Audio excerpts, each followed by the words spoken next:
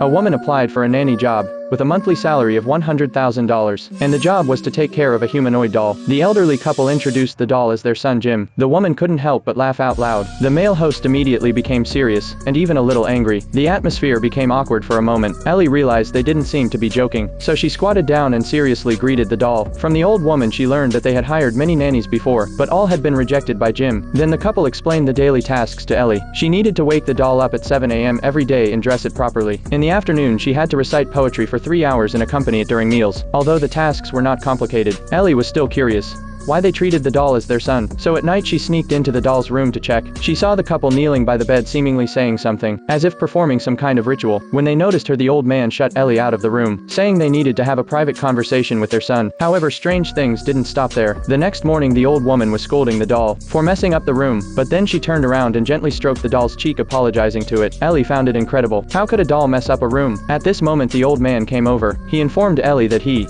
and his wife were going on vacation and handed her a list. She was instructed to strictly follow the list every day to take care of their son. Ellie immediately promised to care for the doll. However, as soon as the elderly couple left, Ellie disregarded the rules on the list. She casually placed the doll on a chair and was about to leave, when she suddenly felt as if she was being watched. A chill ran down her spine, so she simply covered the doll with a blanket and went to enjoy her afternoon alone on the balcony. But when she looked at the chair again, she found that the blanket covering the doll had fallen to the floor. Although Ellie was puzzled, she comforted herself by thinking the wind must have blown it off. She then angrily threw the doll into its room. That night, as lightning flashed and thunder roared outside, Ellie was suddenly awakened by the sound of a child crying.